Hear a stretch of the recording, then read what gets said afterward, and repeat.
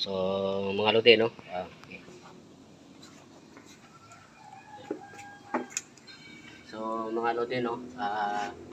Mixing lang tong video natin at ibahagi lang namin sa inyo yung tungkol dito sa railing natin na tubular. So, yung gamit natin ay itong ibabaw ay 2x2. Din meron tayong gitna 2x2 din, yung ilalim 2x2 din. Ibig sabihin, yung framing natin ay 2x2 at itong pinaka baluster natin ay 1x1. So lahat ito ay 1.2 lang, manipis. So sa paggawa ng railing, so napakahalaga yung spacing natin. No? At napaka-importante na gagawa kayo ng sukatan, no? So ang spacing pala sa 1x1, so dapat yan hindi siya tataas ng tataas o lalayo ng 10 cm. So 10 cm pababa. So meron tayong dito 8.5 cm lang. So kung 1x2 o 2x2 ay pwede siyang 10 cm.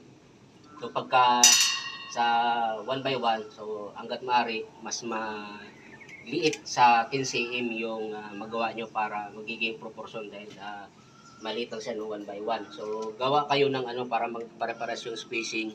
So meron tayong tatlong dito. So yung dalawa nakabit na natin, itong isa ikakabit pa lang natin.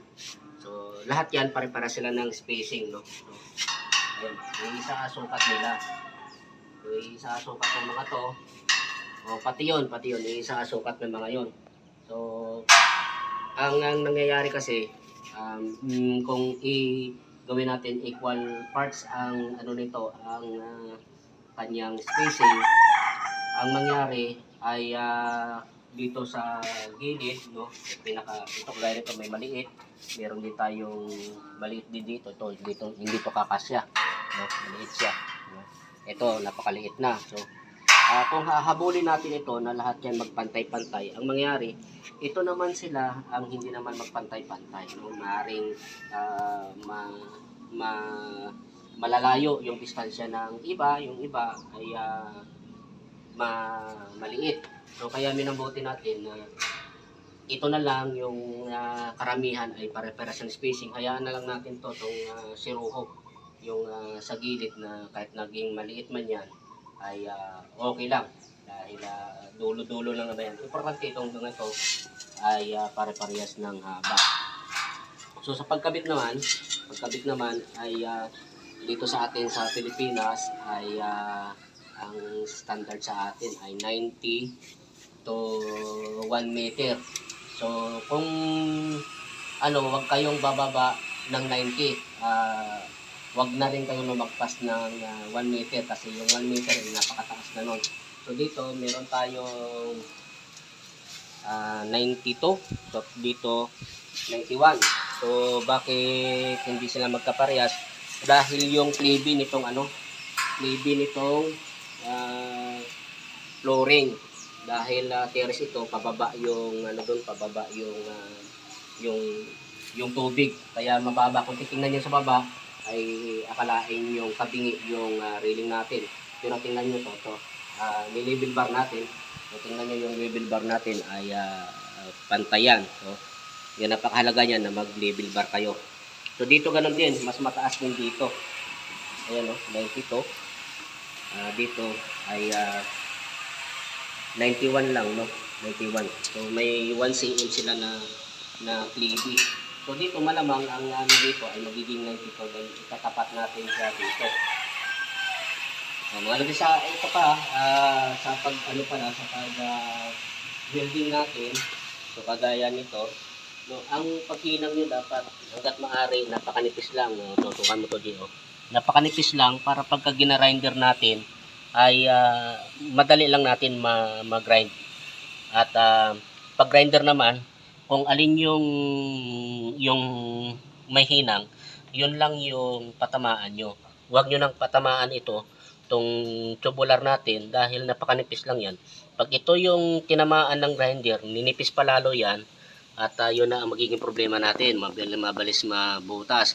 At napakahalaga, di baling ito yung mabutas, yung nakatayo, wag lang itong magkaroon ng butas, itong nakahiga, yung 2x2 na to. Dahil pag pinasok yan ng tubig, magpupundo yung tubig dyan, at diyan na magsisimula yung bulok. So ito, napakahalaga din na ano kayo, ang putol nyo ay walang clearance. So tingnan nyo, pakita mo nga yun. Ayan walang halos pati langgam hindi na yung makalusot, pati tubig halos di na makalusot. So itong nandito, hindi na natin wini-welding dahil hindi na natin malilinis yan, hindi na magkakasya yung grinder. So yan, tandaan nyo mga lodi, kung hindi nyo kayang linisin, huwag nyo nang i-welding. So ito, itong portion na to na hindi na natin winelding, pahiran na lang to ng masilya ni pintor. So nasa kanya na yun kung masilyahan niya o hindi. Pero kahit hindi niya na masilyahan, okay naman, hindi na yan makikita. Pero mas mahalaga, mas maganda kung ito ay masilyahan. So dito ganun din, baka sabihin nyo nasa baba lang, sa taas ganyan din, walang clearance yan. Napakahalaga niyan pagka tubular. Kasi yan pagka malaki ang siwang, napakapangit tingnan. At ang paglinis siyempre, kailangan pulido yung paglinis. Dahil tiris to, maraming nagtatambay dito. Yung mata ng nakaupo dito ay umiikot yan. Naghahanap ng pwedeng ipuna sa trabaho natin. At kung ganun ang mangyari ay baka sa sunod hindi na tayo kukunin dahil may nakita silang pangit na trabaho. So hanggat maaari, kailangan trabaho ay pulido. So dito naman sa paglagay ng pinakalak natin, nagpukay tayo dito para matakpan ito, para nakabaon yung ating frame. Tapos dito nagtanim tayo ng bakal. Kita mo di ako na. So sa mga sa mga tropa nating mason, kung mag-aabang kayo ng bakal para pagkapitan ng grills or railing, ay sana hulugan nyo naman, ilibil nyo, kailangan to magkatapat. Ito yung abang nila. So pag i-label bar natin, hindi sila magtatapat. So sayang lang to. Kaya pinutol na natin. Ayun yung katapat niya sa ibaba. So hanggat maaari sana sa mga mason ay kung mag-aabang kayo ay anuhin nyo na, para hindi sayang ang effort nyo, ay hulugan nyo na para magkatapat. So mas maganda kung hindi nyo ay wag nyo na lang lagyan, kami na lang ang maglalagay. Kasi ganun din naman ang suma total. So dito ganun din, nagbaon lang tayo, nagbari na tayo ng dito at nagbaon tayo ng 10 mm. So ito napakatibay na yan, kahit na anong gawin nila dito ay hindi ito mababaklas dahil siyempre kakainin pa to ng semento. So ganun mga lodi, yung napakahalaga na mga bagay na kung tutusin ay napakaliit lang, pero pagka hindi nyo nagawa ng tama ay napakapangit tingnan. So ang paglinis pala, gaya nito, kung alin lang yung may welding, yun lang ang linisin nyo, yun lang yung patamaan nyo ng grinder.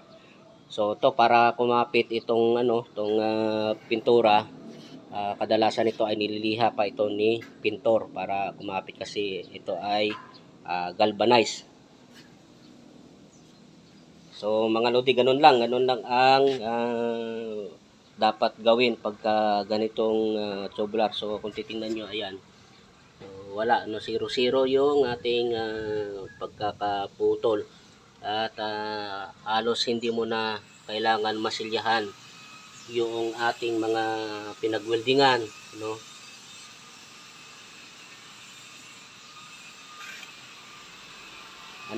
sa palagay mo? So kasama ko dito ay si Reggie, si Reggie ay talagang matagal ko na tong kasama. So ganun mga lodi, at Sa mga hindi naka-subscribe, no, pa-subscribe na lang mga lodi. At pa-like and share na lang, no, para mas marami ang makakuha ng ideya natin. At papalo na rin ng Facebook page namin. Okay.